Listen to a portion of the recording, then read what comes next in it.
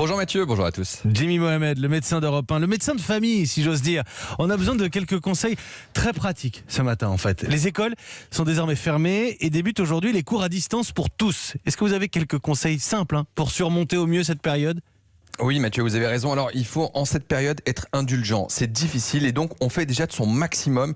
Et une fois que ça ira mieux, on se rattrapera.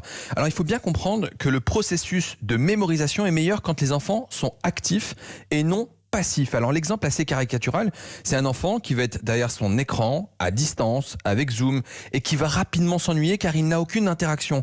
L'information, elle est descendante du professeur vers l'élève, et donc il va s'ennuyer et il va rapidement décrocher. C'est ce que de nombreux étudiants ont pu décrire, notamment cette année, car il n'y a aucune motivation, sans parler parfois du cours qui est très honnêtement soporifique. Alors comment rendre ça actif peut arriver un aussi, enfant ouais. Oui, ça, malheureusement. Ça sent le Il faut vécu. être honnête. Et oui. Elles sont longues les études pour être médecin, non ? Elles sont longues, mais elles étaient en présentiel. Heureusement, sinon j'aurais tout foiré, c'est sûr et certain. Alors, comment rendre actif un enfant dans ses acquisitions ? Alors, il faut bien comprendre qu'il n'y a pas de recette miracle. Mais je vais vous donner un exemple tout simple. Lorsque un enfant cherche, par exemple, à orthographier un mot, car il ne le connaît pas, le premier réflexe qu'il va avoir, ou que nous allons avoir, c'est de le googliser. On va aller sur la barre de recherche, et puis on va taper le mot. Sauf que finalement, on va être très passif. Et donc, ce qu'on peut proposer, c'est de rechercher, par exemple, avec un dictionnaire. Vous allez avoir un processus actif, vous allez encoder l'information, ça va la mettre en mémoire et puis ensuite vous allez la stocker sur le long terme. Et du côté des rythmes, Jimmy, on essaie peut-être aussi de faire des pauses régulières même à la maison ?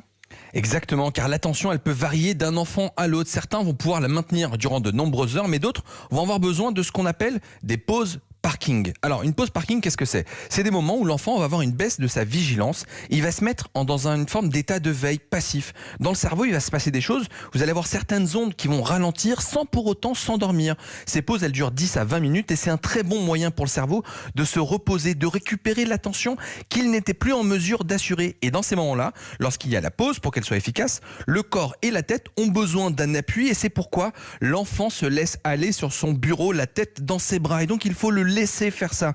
En classe, on aura tendance à l'engueuler car on pense que c'est un feignant. Mais ce qu'on oublie, c'est que ça permet tout simplement de donner la parole à son corps. Car finalement, nous ne dormons pas car nous sommes fatigués, mais car le corps appelle au repos pour éviter de se fatiguer.